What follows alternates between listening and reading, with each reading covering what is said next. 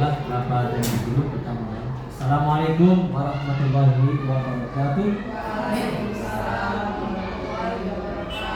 Bismillah, walhamdulillah, wassalatu wassalamu ala rasulillah Muhammadin wa ala la haula wa la quwwata illa billah. Allahumma shalli wa sallim wa barik ala Muhammad wa ala alihi. Yang hormat Bapak Kepala SDN Negara 1, Bapak Induk Bapak Presiden MPD, juga para wakil kepala sekolah, Bapak Ahmad dan Dedi, juga ibu dan bapak guru yang berkesempatan hadir pada siang hari ini dalam acara obrol namanya pengenalan anak dengan kesulitan belajar.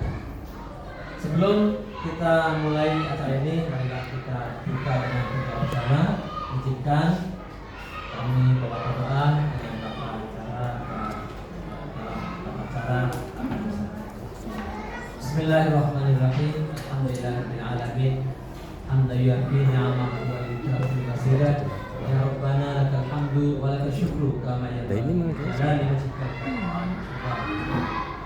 Ya Allah ya Tuhan kami, perkenankanlah kami panjatkan segala puji dan syukur atas segala nikmat yang telah Kau berikan kepada kami, sehingga kami bisa melaksanakan tugas mengajar pada putra kami. Ya Allah ya Tuhan kami, berikanlah kekuatan lahir dan batin yang berangkat kami melaksanakan amanah yang telah kami tanggung, yang telah kami terima untuk melaksanakan pendidikan putra putri terbaik bangsa. Rabbana hab lana min azwajina wa dhurriyyatina qurrata a'yun waj'alna lil muttaqina imama. Rabbana atina fid dunya hasanah wa fil akhirati hasanah wa qina adzabannar. Wa sallallahu ala sayyidina Muhammadin wa ala alihi wa sahbihi ajma'in. Subhana rabbika rabbil izzati 'amma yasifun wa salamun ala mursalin walhamdulillah. Terima kasih kepada Bapak dan Ibu yang telah mengikuti acara. Berikutnya adalah sambutan yang akan disampaikan oleh Bapak Kepala Sekolah. Terima kasih Pak Administratif. Assalamualaikum warahmatullahi wabarakatuh.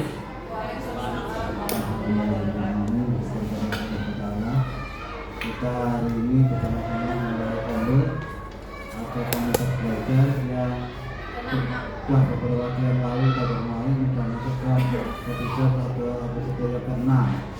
Mudah-mudahan nanti terus berlanjut bergantian. Kalau mengisi BC sudah, Bunita sudah, sekarang Bu Putri tahu kelihatan ya. Mungkin yang akan datang Bu S, Bu apa? Belajar Delphi, kenang-kenangan mau video ya. Mungkin menyampaikan isi hatinya selama di sini dan sebagainya. Walaupun kenang-kenangannya nanti belakangan. Baik, hari ini pembelajarannya berjudul apa tadi? Pengenalan anak dengan kesulitan belajar. Bapak Ibu yang hormati, memang ini harus sering kita musyawarahkan bersama, terutama yang sepase. Kalau sekarang guru-guru baru ini, kalau begitu kelas 5 berarti fase A, fase C ya, fase C. Nanti yang sama-sama fase C, kelas 6 dan kelas 5 bisa bersama-sama tukar pengalaman, tapi juga tidak kurang untuk kelas 1 sampai dengan kelas 3 juga pas ya. Ada fase A dan fase B. Untuk sama-sama menyampaikan, mengungkapkan pengalamannya, maka karyawan yang bisa ngomong pengalamannya dalam menghadapi anak-anak kita yang kesulitan belajar. Ada yang sampai kelas 5 belum bisa baca tulis, apalagi yang kelas 1 ya.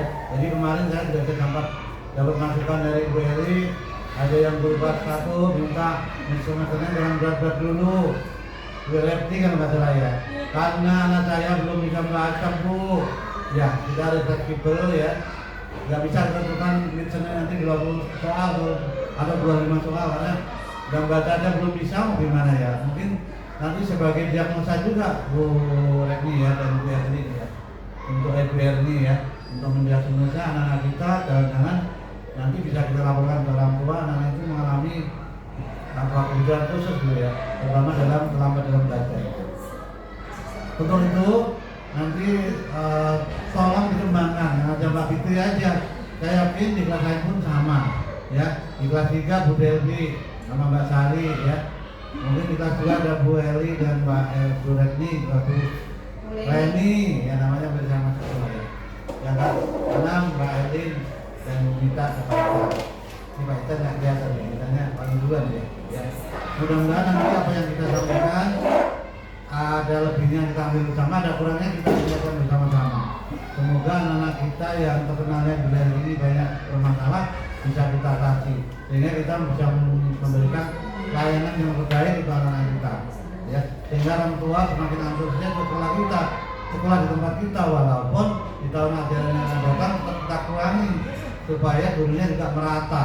Ya, saya mungkin nggak lama lagi juga di sini ya. Sepertinya sudah ada tanda-tanda yang mau berpindah ya. Jadi Pak Rahmat akan bilang sukses terus ya. Ajak teman-teman kita bersama untuk berkolaborasi, bekerjasama, saling. Kalau orang Jawa bilang jelum itu dulu sekali ya. Berhari dan tahu. Artinya yang baik-baik kita angkat-angkat, yang jelek ya kita kumpul lah dalam-dalam ya. Kira-kira begitu. Yang kita munculkan adalah yang terbaik untuk prestasi sekolah kita ya. Mudah-mudahan prestasi segera muncul sehingga bisa mengatur gaji kita. Tambahan Bapak Ibu, saya mengingatkan lagi, tolong anak-anak di dilatih keterampilannya, karena di P5 ini sangat mendukung sekali, sehingga nanti pun anak sudah lulus di kelas 6 ini, anak-anak sudah bisa. Yang sholat juga kami sudah mulai menggiatkan terus. Tolong ibu-ibu siswanya yang sholat tolong diawasin, karena Pak Rahmat sudah bawa pentungan, dan dia ikut sholat ya. Yang tetap aja sholat kakinya ini Pak kemarin saya lihat. Jadi saya duduk di belakang tuh cara kayak gini ya. Harusnya ibu-ibu nih yang bawa cepat capetan ya. Kalau yang agama Kristen saya ambil jempol bagus. Kalau hari Jumat itu ya kondusif sekali ya. Kalau hari biasa Bu Deta di kelasnya dikondisikan ya. Dan kayak juga Bu Deta yang agama Kristen itu udah bagus ya namanya ibadahnya ya. Dia mungkin sambil nyanyi dia terhibur ya. Ya nanti yang agama Islam yang ketinggalan yang sholatnya biarkan. Tolong kalau bisa dikasih teks itu Pak, harus baca nanti surat tuh astagfirullahaladzim sampai selesai Pak. Jadi anak-anak nanti fotokopiin nggak apa-apa, nanti pakai biaya sekolah. Fotokopiin, anak bagi satu-satu. Jadi pas selesai assalamualaikum nanti kita baca rame-rame Pak, bareng-bareng gitu. Jadi anak-anak begitu lulus di SMK nanti itu benar-benar bisa sholat Pak. Walaupun belajarnya nggak bisa, tapi banyak benar, insya Allah nanti semua akan mengikuti. Jadi yang pengenalan anak suka belajar itu kesulitan belajarnya kalau hilang, kalau ibadahnya sudah rajin, insya Allah ya. Jadi tolong dibantu ibu-ibu, Mbak Sari yang cantik, Bu Mita, Mbak Elin ya, apa lagi? Mbak Retni ya, Bu Elsa juga sama juga. Ya Bu Devi bilang ya Bu yang agama Islam ya. Kalau Bu Elsa tugasnya Jumat bantu Bu Deta kalau misalnya ya. Kalau Deta nggak masuk tugasnya Bu Elsa nanti ya. Jadi itu dan cari mengisi sehingga teman-teman itu kompak semuanya. Itu sambutan saya. Semoga pembelajaran hari ini membawa kebaikan kita, kesulitan yang mana kita lalui bersama, sehingga nanti ada salah satu solusi lah untuk pasti masuk baiknya begini. Ya, besok mungkin kelas 1 kok nggak bisa baca solusinya gimana? Nanti begini. Besok yang kelas 6 udah mau lulus masih ada yang nggak bisa baca. Ya kalau perlu dilipat sama Bu Mita sama Bu Eli gitu ya. Untuk layanan yang terbaik bagi anak. Insya Allah kalau Bapak Ibu ikhlas dengan itu nanti dia akan hilang. Kenangannya akan teringat terus sampai dia tua. Ya, walaupun kita sudah nenek dia akan ingat. Saya dulu juga zaman itu sama Bapak itu ya gitu ya. Itu saja sampaikan, terima kasih. Saya akhiri. Assalamualaikum warahmatullahi wabarakatuh. Waalaikumsalam warahmatullahi wabarakatuh. Terima kasih kami sampaikan Pak Mulai yang telah menyampaikan sambutan dan pengalaman anak dengan kesulitan. Baiklah, kita lanjutkan pada berikutnya penyampaian atau materi untuk kembali pada SMA ini pada hari berikutnya.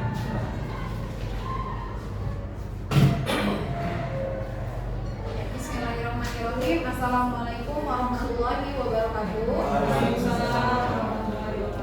Allahumma sholli ala sayyidina Muhammad wa ala alihi wa sahbihi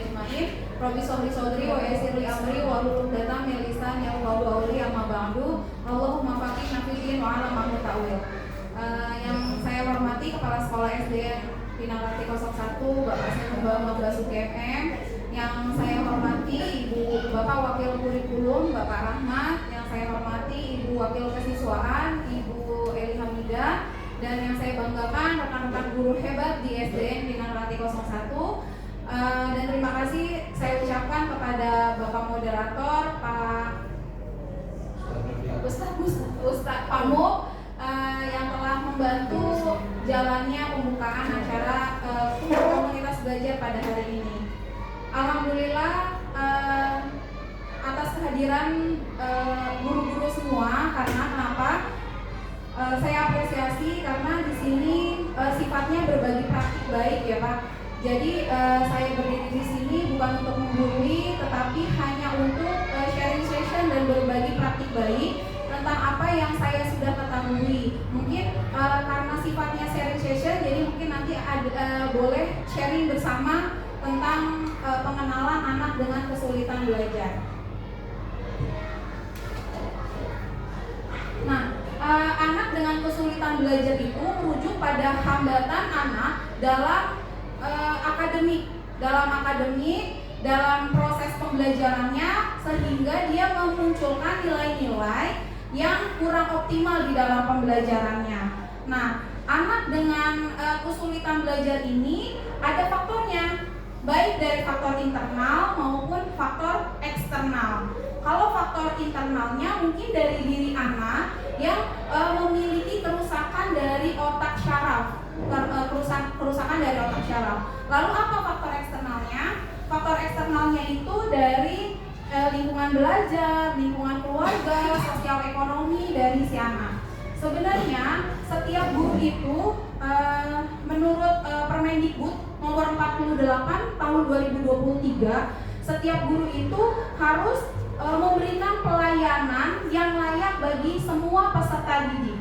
Jadi mungkin di sini ada miskonsepsi bahwasannya anak yang berkebutuhan khusus itu hanya ditangani oleh pendidikan khusus atau yang kita biasa sekolah SLB gitu. Padahal di dalam Permendikbud tahun 2023 itu kita sebagai guru itu harus kenali kesulitan apa yang dihadapi oleh anak.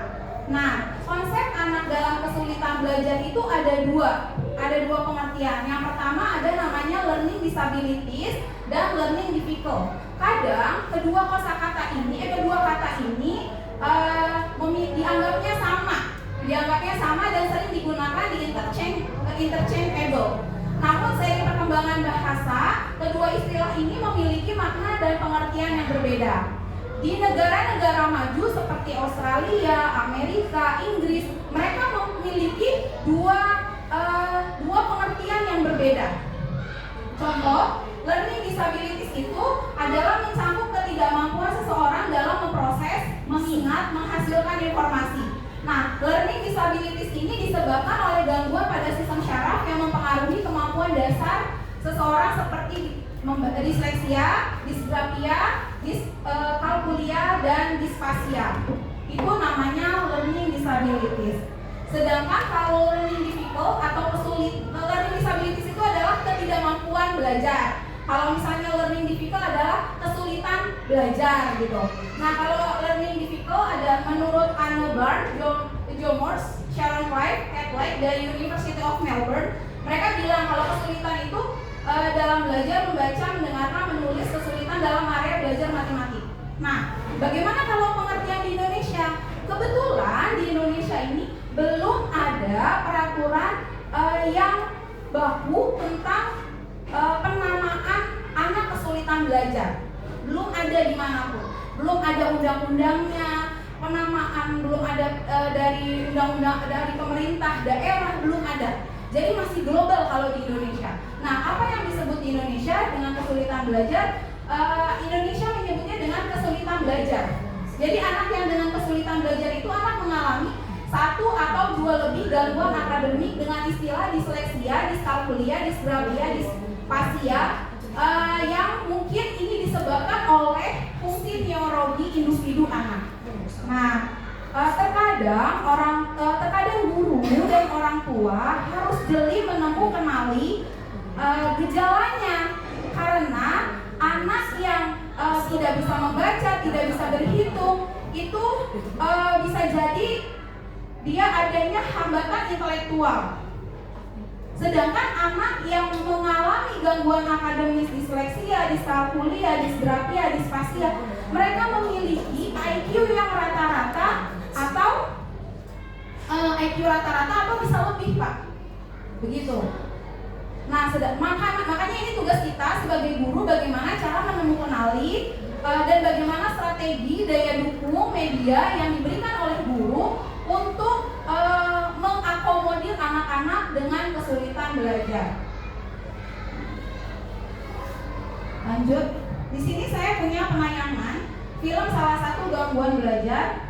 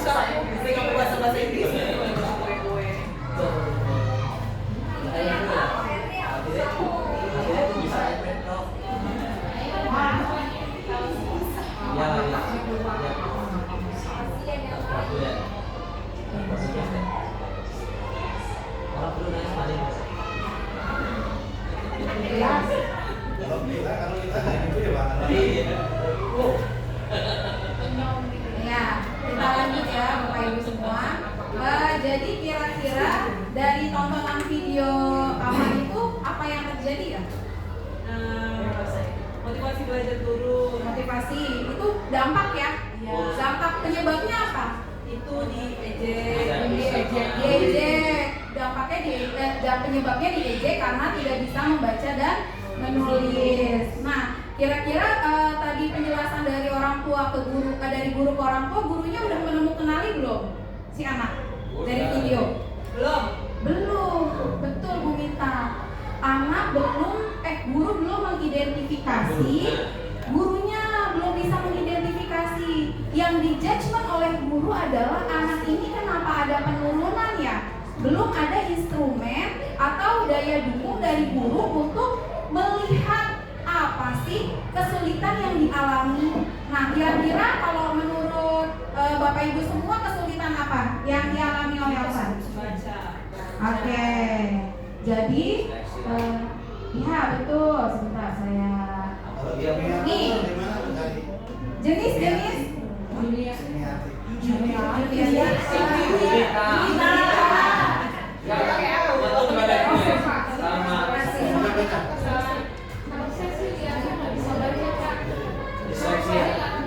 Ya, nah di sini ada 4 jenis-jenis kesulitan belajar. Video yang tadi Afwan adalah salah satu jenis kesulitan disleksia.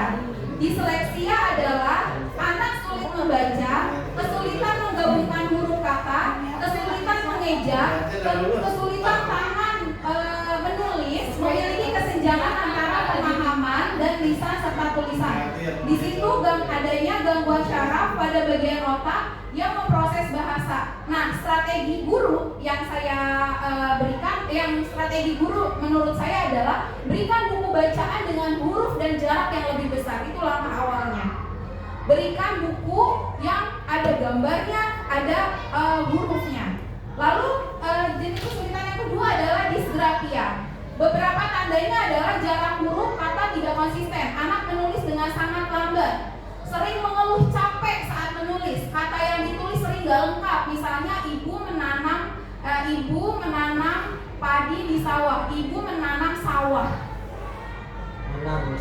Menang sawah. Kayak gitu. Dan juga mengalami kesulitan dalam memilih huruf dengan benar. Strateginya ajari dengan cara awalnya memegang pensil. Makanya di kelas 1 atau kelas 2 itu ada cara memegang pensil, cara posisi duduk yang benar. Lalu menulis, memberikan latihan nulis untuk kata-kata tertentu dengan kertas bergaris yang lebih besar. Lalu kesulitan yang ketiga ada diskalkulia. Beberapa tandanya adalah sulit memahami soal cerita, tahapan informasi, konsep membagi, menambah, mengurang, serta menerjemahkan simbol dan angka ke dalam bahasa. Nah, strateginya terjemahkan soal cerita ke dalam bentuk gambar. Jadi kalau anak ada yang belum bisa menerjemahkan, belum bisa nulis, bentukkan dari gambar dan menggunakan pensil berwarna untuk membedakan antara simbol-simbol di matematika tersebut. Lalu yang keempat ada disfasia. Disfasia itu merupakan salah satu kondisi yang mempengaruhi kemampuan untuk memproduksi dan memahami bahasa lisan. Akibatnya orang yang disfasia sering mengalami kesulitan komunikasi secara verbal. Disfasia disebabkan oleh kerusakan otak. Nah, ini terjadi, disfasia ini terjadi masa prenatal, natal, dan postnatal. Prenatal itu mungkin ibunya stres, kurang vitamin, tidak bahagia memiliki anak, mengkonsumsi makanan yang tidak sehat. Nah, di natalnya anak ini ketika lahir mengalami apa? Kesulitan, kekurangan oksigen, stuk nafas, seperti itu. Tapi dia ditakdirkan oleh Allah untuk hidup. Nah, makanya menjadi cacat. Seperti itu. Lalu kok bisa sih? Nah, inilah dia simulasi otak kita semua. Jadi ini adalah syaraf otak yang mempunyai peran masing-masing di dalam otak. Ada namanya frontal lobe, parietal lobe, occipital lobe, dan temporal lobe. Itu otak syaraf untuk numerasi, untuk matematika. Sedangkan yang di sini namanya area Broca. Ini di sini namanya area Broca. Area Broca itu adalah pengucapan. Di sini area Wrinkle. Dia membaca lalu menulis, antara gerak baca dan gerak tulis senada. Seperti itu. Makanya gak heran kalau misalnya ada anak yang pinter banget matematikanya tapi nulisnya males, gak bisa gitu. Nah, karena kenapa? Karena setiap syaraf otak memiliki fungsinya masing-masing. Biasanya anak-anak yang memiliki kesulitan belajar yang tadi saya sebutkan, disinilah otaknya. Anak-anak yang memiliki kesulitan belajar itu orang-orang menyebutnya hidden disability. Hidden disability. Dia nggak kelihatan. Orangnya normal. Bahkan dia pintar kayak apa tadi, ternyata pintar. Ya, ternyata pintar dalam menggambar. Karena setiap manusia itu memiliki 8 kecerdasan. Nah, gurulah yang mentreatment dan di mana anak itu bisa berkembang. Jadi kalau kasus Afania tadi bisa saya simpulkan ada dampak fisiologis, dampak psikologis, dampak sosiologisnya. Nah, dia itu adanya gangguan emosional perilakunya dia. Makanya orang Indonesia adalah salah satu negara yang miskin literasi dan numerasi. Seperti itu. Karena dari apa? Tantangan terbesar pemerintah Indonesia sebenarnya dari lingkungan keluarga eksternalnya. Seperti itu. Nah, ini penyebab dan dari mengalami kesulitan ya, ketidakseimbangan zat kimia, cedera pada otak, gangguan perkembangan syaraf, kelambatan proses berpikir. Nah, ini gejala tanda umumnya anak-anak mengalami kesulitan yang saya ambil dari Kemendikbudristek. Masalah dalam membaca menulis, masalah dalam matematika, miskin dalam memori, masalah dalam memberikan perhatian. Kira-kira dari ke-14 ini ada nggak yang muncul di anak-anak kita? Pasti ada, ya. Nah, itulah tugas kita untuk menemukanali di sisi mana. Repot ya, memang repot. Makanya kenapa untuk pemerataan pendidikan. Nah, untuk pemerataan pendidikan di setiap sekolah itu adanya program PPI. Apa itu program PPI? Program pembelajaran individu atau yang dikenal dengan The Individualist Education Program. Suatu program pembelajaran yang didasarkan pada kebutuhan, kemampuan, kecepatan, dan cara belajar anak. Program pembelajaran ini juga menjadi salah satu alternatif strategi pembelajaran yang digunakan pada anak-anak yang berkebutuhan khusus. Kita sering nyebutnya berkebutuhan khusus. Nah, ini ada tujuannya, tapi kok di SD nggak ada ya? Nah, itulah miskonsepsi antara di lapangan dengan di kementerian. Kementerian taunya yaitu tugas guru, sedangkan di PGSD nggak ada pembelajaran mentreatment anak-anak yang kesulitan belajar seperti itu. Di PGSD ada nggak ya? Kalau saya ada. Di UNJ ada. Oh, di UNJ ada. Di mana? Enggak, Belakangan. Ya, 2000. Oh, sekarang udah ada ya? Baru ada. Tapi SKS-nya nggak banyak saat itu. Jadi Oke. cuma kenangin doang. Iya, karena yang paling fokus adalah pendidikan khusus ya. Iya, gitu. Itu cuma dikenal. Kalau faktor Lumayan lah kalau sekali. ada nggak faktor gen? Semangat nih, ada. Anak ini terbentuk sebetulnya sebelum dia lahir. Ada, Pak. Ada beberapa teori yang menunjukkan bahwa kalau orang tua mamanya lagi mengandung, mereka gitu ya. Iya. Itu kan tadi ibu bilang stres ya. Prenatal. Prenatal maksudnya. Nanti itu faktor juga itu maksudnya. Faktor. Berarti itu faktornya internal. Benar. Di dalam diri anak. Kayak disleksia itu kan di dalam diri anak. Nah kalau misalnya ada satu kelas yang nggak bisa baca, tapi sebenarnya dia bisa bu, gitu. Nah itu kemungkinan faktor eksternal. Lingkungan sekolah nggak mendukung, orang tua juga nggak support, lingkungan rumah yang emang sering sukanya main, jadi dia nggak ada motivasi buat belajar. Seperti itu Pak. Makanya terkadang guru itu agak kerepotan membedakan antara yang mana anak dengan hambatan intelektual dengan anak yang memang benar-benar kesulitan dalam belajar, karena sama seperti itu. Tapi kalau misalnya nanti kita udah men-treatment, nah ini ada salah satu instrumen identifikasi kesulitan belajar. Ada bisa dengan observasi, nanti ada tuh Bu, observasi ininya kuesionernya. Bisa dengan wawancara, bisa dengan pendekatan anak, bisa dengan tes sederhana ke anak, seperti itu.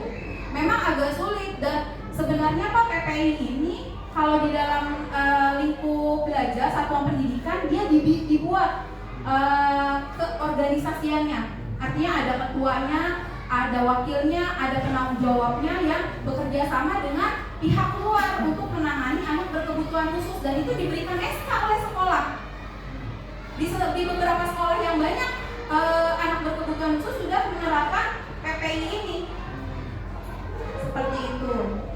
Nah, dari saya mungkin gimana sih strategi penanganan kesulitan membaca? Yang pertama, membangun kosakata. Jadi kalau misalnya kitanya nggak punya motivasi, anak juga nggak akan punya motivasi. Kalau kitanya nggak greget, anak juga nggak akan greget. Kalau kita nggak mau hard working lah gitu, anak juga ya udahlah, gurunya juga biasa aja gitu. Jadi memang tugas kita berat banget sebenarnya. Selain menangani anak yang pintar, anak yang sedang, itulah makanya pemerintah memberlakukan apa? Pembelajaran diferensiasi. Balik lagi ke situ, pembelajaran diferensiasi. Petunjuk kontekstual belajar, mendorong mereka mencari petunjuk menggunakan teknologi bantuan seperti TTS. Lalu yang terakhir, strategi penanganan kesulitan berhitung. Salah satu strategi dalam menangani ini biasanya dengan menggunakan kemarin kita ngobrol ya Bah ya, anak kita sama Bu Haji mungkin yang tentang anak matematika yang nggak bisa perkalian. Tapi kenapa dia kalau misalnya pakai benda bisa, giliran bendanya diambil nggak bisa. Nah sebenarnya di dalam konsep CRI itu ada 3 tahapan Pak. Ada 3 tahapan. Jadi kalau misalnya tahapan pertama disimulasiin dulu nih dengan fisik benda konkret sampai dia hafal. Nah kalau dia udah paham konsepnya, baru dilanjutkan dengan pembelajaran melalui representasi gambar yang disimulasikan dengan benda konkret, lalu diakhiri dengan penyelesaian masalah notasi abstrak atau biasa dengan simbol-simbol angka kayak gitu.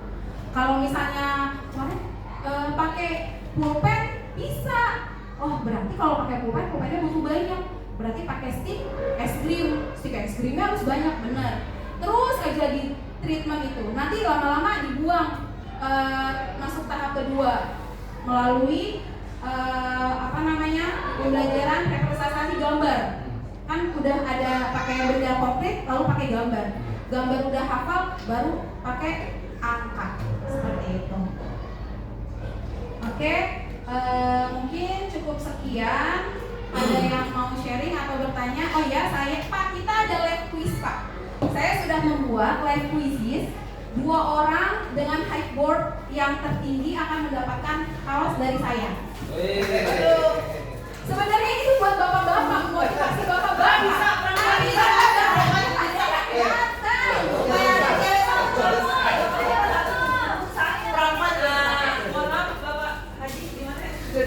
Ini sudah saya berikan. Tolong yang mau nanti di live board ya Pak. Jadinya nanti siapa yang cepat dia nanti poinnya naik. Juara 1 sama juara 2 ya Pak? Ya, 1 ke 2. Yang ketiga pasti lagi quiz. Disiapin handphonenya kalau sudah selesai. Coba bisa di Google di quiz.com dulu. Quiz.com. Saya ini, waktu itu saya ingin nyambi dulu daripada alasan waktu. Oh iya, siap. Saya kepingin itu mbak ibu semuanya, anak-anak kita yang kayak tadi diminta itu ya. Mungkin ada lagi kelas 3 sama lagi ada Bu. Coba mulai dari sekarang kita diedukasi, terus kita cari tadi yang disampaikan Mas Tri. Ada nggak yang tanda-tanda gitu? Terus kita cari bagaimana cara pemecahan masalahnya gitu. Ya.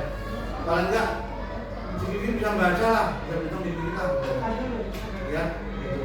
Syukur-syukur dia bisa terambilnya apa kita ajarin. Kalau memang dia senangnya ini kita ajarin, biar nanti siapa tahu dari situ bisa hidup gitu. Dan kemarin dapat cerita anak saya di SMP dulu. Anak saya pulang dari sekolah, jualan sapi, bisa jualan loh anaknya kan. Karena nggak bisa, ada lagi yang nggak bisa nulis, nggak bisa ceramah, diundang ke sekolah lain. Caranya bagaimana? Dia cuma lihat di YouTube, dan dia di YouTube itu nanti dia sampaikan di coba analisa yang bicara itu dengan dia, uang tadi. Sudah lagi tuh, dia persis selama dia hafal, tapi dia bisa baca nggak bisa nulis. Nah, dia kan begitu. Anak saya juga ada tuh. Kalau dia sendiri juga ada yang kayak gitu. Tapi teman-teman karena belum belajarnya mungkin nggak menguasai gitu. Cuma saya kepengen tuh, dia nggak bisa tapi dia makan dari jualan kamera koban itu. Bantuin, mesti ada ini udah begitu dia di pasar-pasar.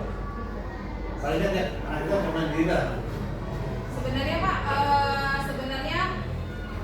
peran komunikasi antara guru dan orang tua. Guru dan orang tua, kita udah dapet nih anak-anak udah kejaring. Makanya kan ada isu, bukan isu sih, ini beneran informasi ya Bu Elsa ya, kemarin kita sempat bahas ya. Kalau misalnya lulusan SD nggak bisa baca, yang kewalahan guru SMP, itu nyata, kita juga ada. Nah makanya mungkin peran tektokan sama orang tua itu dan penanganan dari guru harus sinkron antara orang tua dengan guru. Kalau misalnya berarti kan itu hambatan ya Pak, hambatan intelektual misalnya. Minimal bisa baca, benar kata Bapak. Minimal bisa baca dan bisa berhitung perkalian. Keterampilannya dia tentu saja, keterampilannya dia hafal. Kalau sebelum bertanya ngomong tadi, itu bertanya berani apa? Iya. Dia kalau dengan ambil barang-barang nanti dia bisa hidup. Bisa dilanjut nih Pak ya? Ya. Oke, silakan sudah di quiz.com.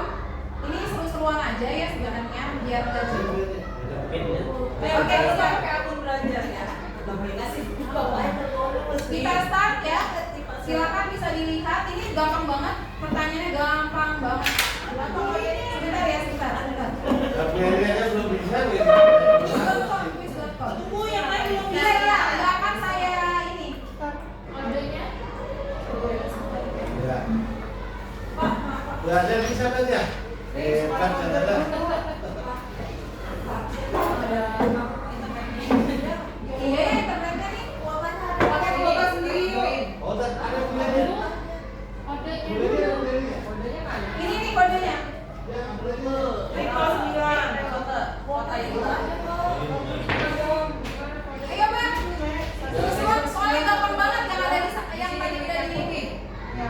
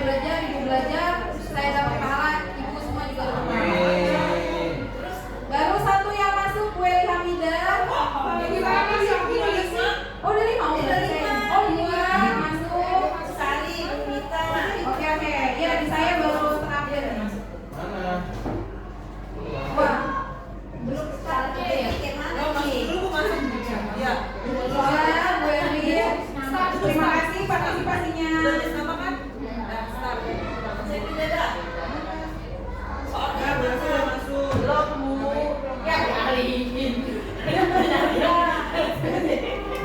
Nama ibu udah masuk belum? Mungkin udah kali Bu. Di sini Bapak pesan berarti kita orang kasih pesan ada bapak. Kalau ini bapak nggak butuh kaos. nggak butuh kaos coba. Ya jalan. Bapak nggak butuh kaos.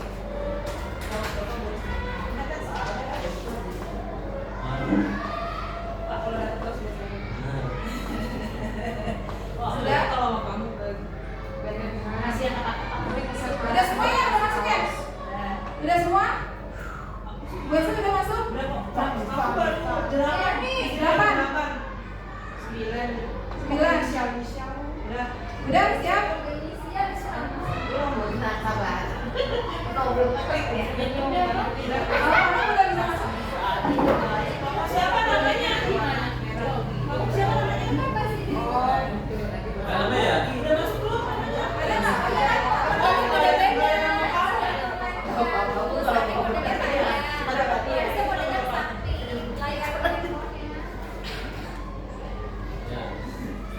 Ya. Ya, siap. Belum. Oke. Ah, lama banget. Biasa. Ini nggak usah bukan abal-abal loh, beneran. Kalian ikut aja deh. Kaos kan bukan yang 30 panen bukan. Ayo, sekarang siap. Mau gratis lagi. Aku beli apa kamu tadi? Belum ini pesan. Siap ya? 5, 4, 3, 2, 1. 10 soal. Ya, Bu.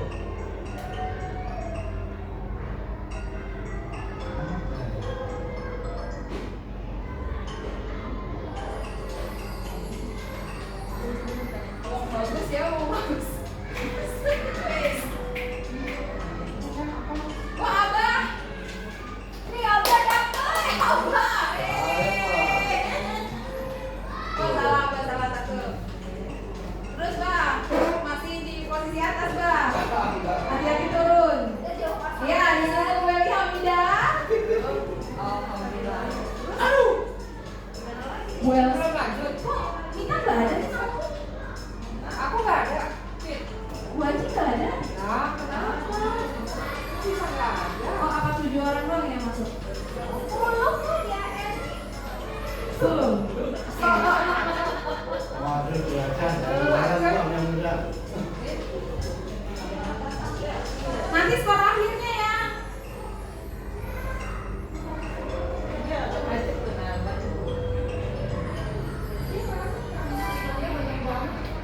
Ayo Bu Elsa sama Pak Uwo Apalagi, Bu? kejar-kejaran. Udah disubmit. Berapa poinnya? Hah? Nggak ada. Gue salah. Oh itu tuh, jawab dulu. Aduh. Kacau. Nah lanjut. Tolong disubmit jujur ya poinnya. Berapa sih? 10 ya udah dikit banget soalnya. Cuman jawab betul atau salah.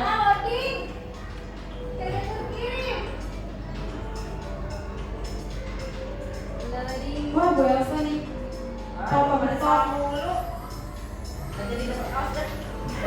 Ya. Tapi yang mau bagus. Iya Pak. Lagi lu enggak bisa. Yang mana yang itu terus? Kalau sudah selesai disubmit boleh kasih tahu.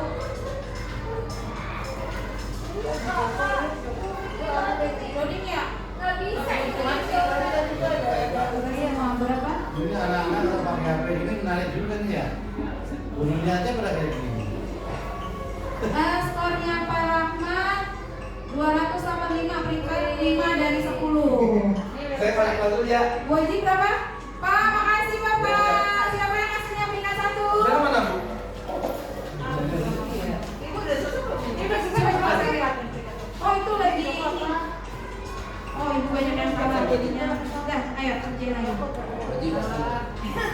Kalau salah di terus gitu. Kalau salah dia akan nge-freeze ke meme-nya. Coba berapa Mbak? Ah, terusin lagi. Golden apa? Belajarnya bukan di rumah anak. Begitu ya. Kebanyakan apa yang pada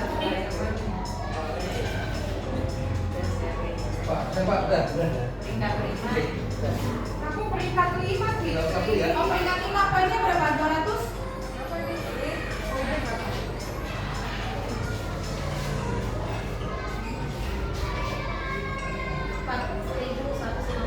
4.100. Oke, 4.100 ingetin ya, Nek. Aduh. Udah nih, selesai. Boleh ke kelas. Iya, tadi dulu, Nek. Bentar. Aduh, lupa lagi ini yang mana ya? Bukan Fani.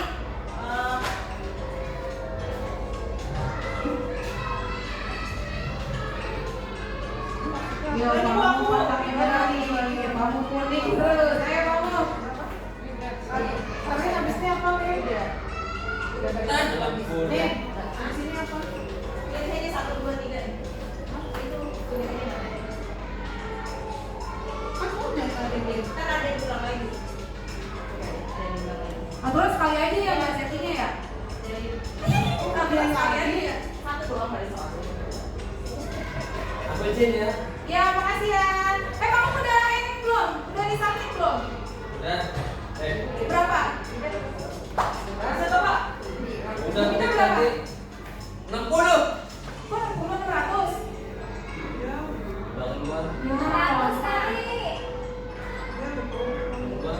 Kerjanya 60%. Nanti kelihatan kali gue rekapnya. Ada. Ada. Nggak ada sini. Cuma yang paling tinggi doang nih.